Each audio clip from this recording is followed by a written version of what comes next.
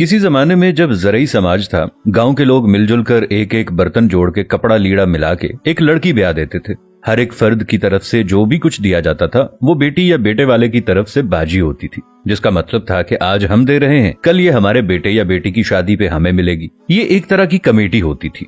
इसके बावजूद कि शादी बाकायदा मनसूबाबंदी के साथ की जाती है, शादी का खाना देना या मेहमानों को दावत खिलाना भी एक समझ में आने वाली बात है। दूसरी तरफ मर्ग है जो कभी पूछ के नहीं आती। आने वाले मेहमानों की तादाद भी मुतय्यन नहीं होती, दिन भी मखसूस नहीं होते। बाज़ औक़ात तो 40-40 दिन तक सोग चलता है और खाने में हम बकरों और मुर्गों का मुतालबा करते हैं। लेकिन सवाल है कि क्या हम पैदा ही खाने के लिए हुए हैं? क्या हम मर्ग पे भी खाने के लिए जाते हैं? इसे तो एक तरफ रखिए, और कहते हैं ना कि दुख अपना अगर हमको बताना नहीं आता, तुमको भी तो अंदाजा लगाना नहीं आता। कुछ ख़वातीन किसी फातगी वाले घर भी जाएं तो वापस आकर इस तरह तबसरे कर रही होती हैं कि बेटी ने तो नया सूट पहना हुआ था, उसे तो दुख ही नहीं था। बहू तो ऐसे हंस हंस कर बातें कर रही थी जैसे उसकी देरीना ख्वाहिश पूरी हो गई हो। कोई ज्यादा रो रहा हो तो एतराज, कोई सब्र करके बैठा हो तो मसला, घर साफ हो तब तबसरा, साफ ना हो तब तनकीद। भाई तुम्हें किसने हक दिया है दूसरों को जज करने का? किसी का जूता पहनकर जब तक खुद नहीं चलते तब तक उसके चलने पर एतराज न करें। खुद तो 4 प्लेट बिरयानी तरावल करके डकार भी ना मारें और दूसरों पर ताबड़तोड़ हमले। खुदारा रहम करें, कम अज कम सोग में शामिल नहीं हो सकती तो बिला वजह उनकी इज्जत भी ना उछालें। ये वक्त सब पर हर घर में आता है और आना है। हमारे मर्द हजरात भी कुछ कम नहीं है। 2 लफ्ज ताजियत के तो ठीक से बोलने नहीं आते और सियासी थिएटर ऐसे सजा के बैठ जाते हैं कि फुतीदगी पर नहीं, इलेक्शन कैंपेन पर आए हों। जिसके सर से बाप का साया उठाए कोई उसकी भी तो दिलजोई करे, उसके गम का मदावा भी तो कोई करे। लेकिन हमें किसी के गम से क्या, हम तो रस्म दिखावा के लिए गए हैं। हमारी बला से कोई मरता है तो मरे। हम तो पूछेंगे कि भाई जी खाने का इंतजाम हो गया ना, कितनी देगें बनवाई हैं?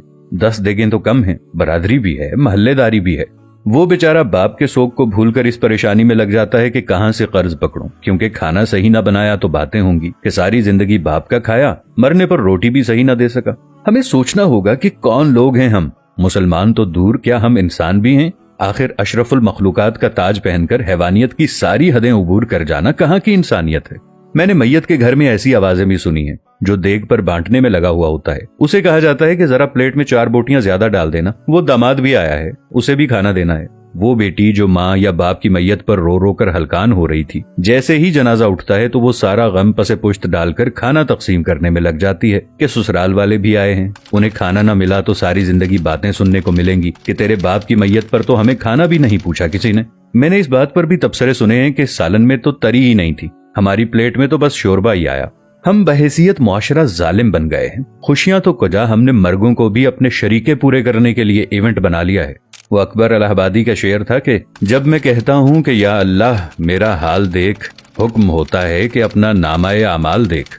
कुछ सवाल आपके ज़मीर के दरवाजे पर छोड़ रहा हूँ। क्या हम फुतीदगी के खाने का बाइकआउट नहीं कर सकते? क्या हम भूख लगने पर बाजार से खाना नहीं खा सकते या अपने घर पर जाकर नहीं खा सकते? क्या हम घर में ऐसा उसूल नहीं बना सकते कि खानदान में कोई किसी की फुतीदगी पर नहीं खाएगा? सोचिएगा जरूर। अब ये बात हम पर है कि इस बात को फैलाते हैं या महज ये वीडियो देखकर आगे गुजर जाते हैं। बात मुनासिब लगे तो एक लम्हा ज़ाय किए बगैर शेयर जरूर कर दीजिएगा ताकि इस्लाह का ये सिलसिला जारी और सारी रहे। जज़ाकल्लाह। मिलेंगे नई वीडियो के साथ, तब तक के लिए अल्लाह निगहबान।